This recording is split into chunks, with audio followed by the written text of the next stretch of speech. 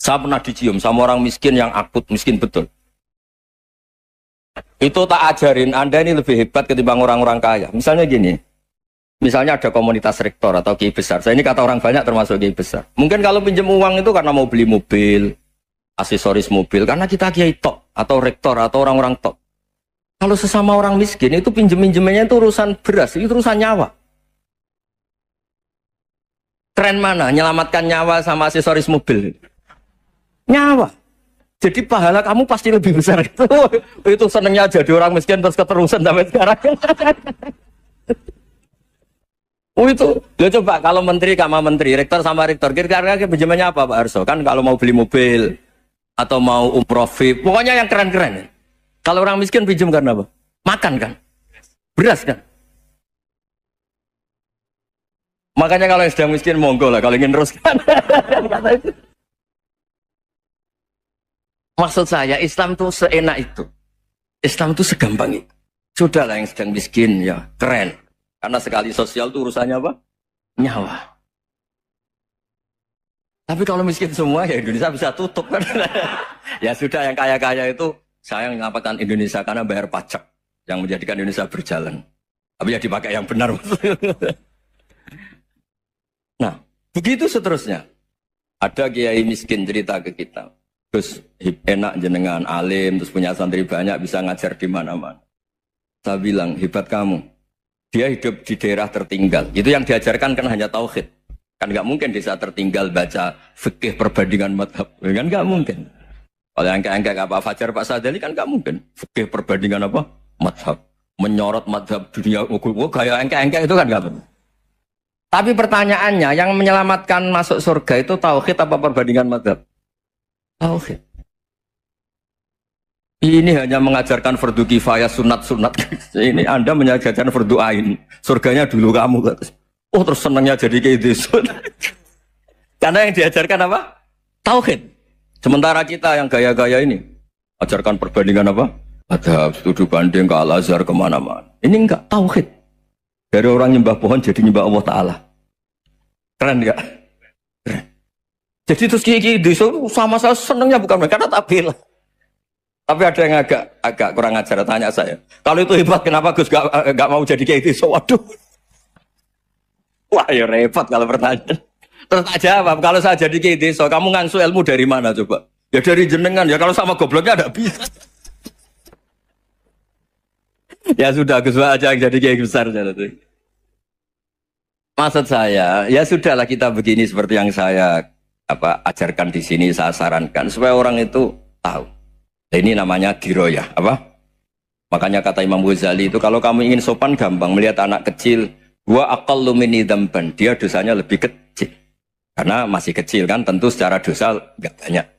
Kalau melihat orang yang tua, wa aktsaru minni ibadatan, dia tentu ibadahnya lebih banyak karena umurnya lebih banyak. Sehingga terus semua orang lain tuh di depan kita itu hebat. Ya semua orang lain sama, misalnya Pak ini rektor, Pak Fathul Wahid rektor, tanggung jawabnya lebih banyak, berarti pahalanya lebih banyak. Tapi sama, ketika melihat Nyon Sewu, melihat pegawainya yang secara lahir di bawahnya, ini tanggung jawabnya nggak banyak, pasti salahnya juga enggak. Itu yang diajarkan Rasulullah SAW, sehingga enak. Tapi kalau kita melihat orang lain selalu salahnya, itu pecundang. Allah saja tidak seperti itu kan, amal baik ya ada khairan, amal buruk ya ada saron, semuanya dilihat oleh Allah Subhanahu wa Ta'ala. Saya itu punya teman Gus, agak beling, agak seenaknya. Dulu miskin. Wah itu seenaknya betul. Kayak kenal Tuhan sudah. Tak tanya, kenapa kamu seenaknya? 1 bulan tuh labanya bisa 200 juta sampai 500, sampai 1 miliar.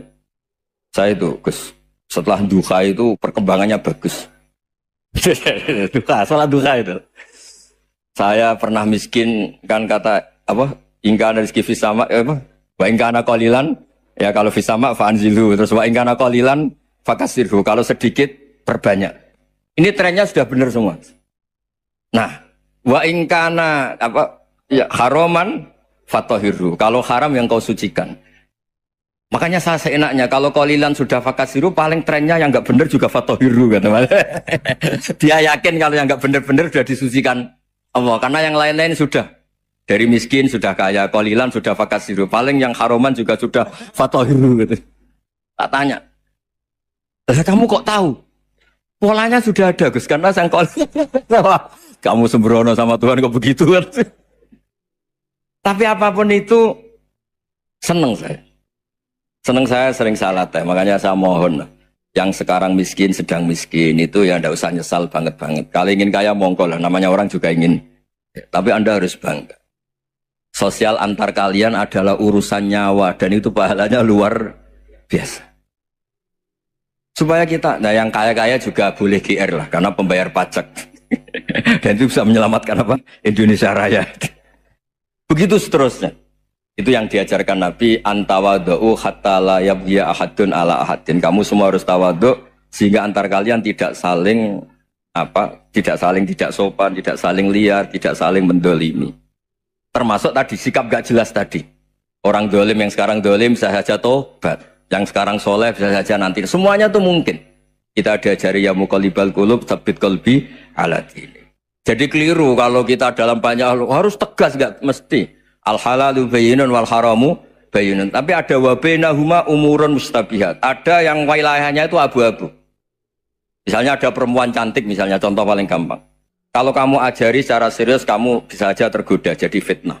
Jadi kalau orang soleh gak berani ngajarin, kemudian digunakan orang fasik, malah menjadi orang nakal, kita juga tanggung jawab. Kamu mau tegas gimana? Wilayahnya sama-sama mungkin.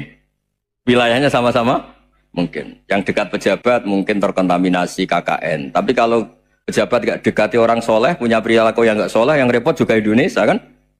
Nah hal-hal seperti itu kita tidak perlu ngambil sikap. Maksudnya nggak usah ngambil sikap, ya kita buktikan kalau milih satu madhab, kita buktikan semuanya lebih baik, semuanya lebih bermanfaat, semuanya lebih berperadaban.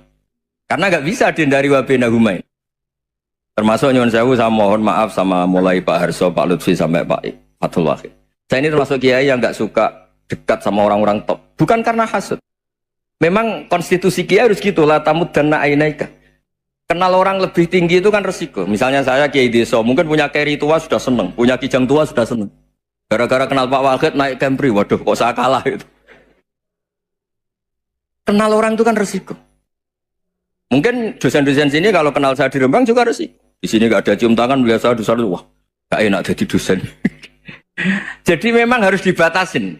Sekiranya mungkin orang terus, karena latamud dan nanawa, ainaika ilham. Kamu jangan sering melihat orang lain yang mungkin secara lahir dapat nikmat yang lebih tinggi timbang Anda. Kalau kamu nggak bisa ngelola hati Anda bisa hasut, Anda bisa dengki. Paling tidak Anda bisa ada syukur. Saya itu sering didolani pejabat. Juga sering melihat pejabat di TV-TV. Naik mobil aja ada yang naikkan. Bahkan kalau wudhu itu anduk aja ada yang bawa. Itu kalau yang nggak kuat, weh naik jadi pejabat. Ya makanya terus konstitusi kiai itu mengatur, sudahlah mata kamu itu kamu batasin. Jangan melihat sesuatu yang potensi ya. Potensi menjadikan Anda tidak apa? Syukur. Jadi saya mohon, ini memang konstitusi saya sebagai kiai. Jadi saya, tapi di hati saya tetap akrab. Saya doakan semua untuk UI, untuk semua orang Indonesia kita doakan. Kita ingin semuanya tambah baik, tambah. Tadi katanya mau naik kelas ya. Kalau naik kelas dari rumah saya niatkan mari mengkaji diroyah. Diroyah itu melogikakan riwayat. Jadi misalnya kita sering dengar Rasulullah SAW sering ngendikan kalian masuk surga itu bukan hanya berdasar amal, tapi berdasar anugerah Allah Subhanahu wa Ta'ala. Oke, kita sepakat amal kita, perilaku kita, ibadah kita andaikan dikompensasi dengan nikmat yang Allah berikan tentu tidak seimbang. Untuk membayar itu saja sudah lunas. Jadi Anda semua tidak berhak masuk apa? Surga. Sehingga di beberapa riwayat dijelaskan ada orang yang 500 tahun ibadah, nggak pernah maksiat.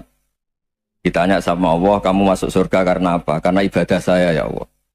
Ya sudah, surga kamu 500 tahun saja, karena ibadah kamu 500 tahun. Ini cerita umur-umur orang dulu. Ya Allah katanya surga engkau ini selamanya. Ya kalau yang selamanya itu rahmatku, kalau amal kamu terbatas ya surganya sesuai amal kamu ya terbatas. Ya sudah ya Allah, berarti masuk saya surga saya ini karena fadl engkau, karena anugerah engkau. Itu namanya apa? Diroyah. Diroyah itu satu kajian analisis di mana kita percaya riwayat, tapi kemudian punya logika, punya diroyah. Ini penting supaya tauhid kita ini kuat. Jadi dulu ada orang yang sangat cerdas, namanya Jubair bin Mut'im. Dia saking cerdasnya, juga kaya, juga tokoh, dikirim sebagai delegasi pembebasan Asra Badrin, tawanan Badar. Kemudian pas datang ke Masjid Nabawi, Nabi delalah pas baca Wattur wa kitabim mastur. Sampai pada titik Nabi baca Am khuliqu min ghairi syai'in am humul khaliqun. Apakah penciptaan yang sedemikian canggih itu dimulai tanpa perwujudan, tanpa sesuatu yang real, yang maujud? Orang itu langsung bersimpuh, matur, ya Rasulullah saya Islam. Kada qalbi yadir, hampir hati saya, otak saya, pikiran saya itu terbang. Karena logika yang dibangun ateisme misalnya, kalau alam raya ini dimulai dari nihilisme, berarti logikanya apa? Al-adamu yakhluqu maujudan. Alam raya ini kan maujud. Maujud itu ada. Kalau yang lebih dulu itu ketiadaan, berarti ketiadaan menjadi sebab kewujudan. Kalau dalam bahasa Arab itu al-adamu yakhluqu maujudan. Sesuatu yang harusnya nggak jadi faktor karena ketiadaan, menjadi faktor sesuatu yang nyata. Itu kan nggak masuk akal.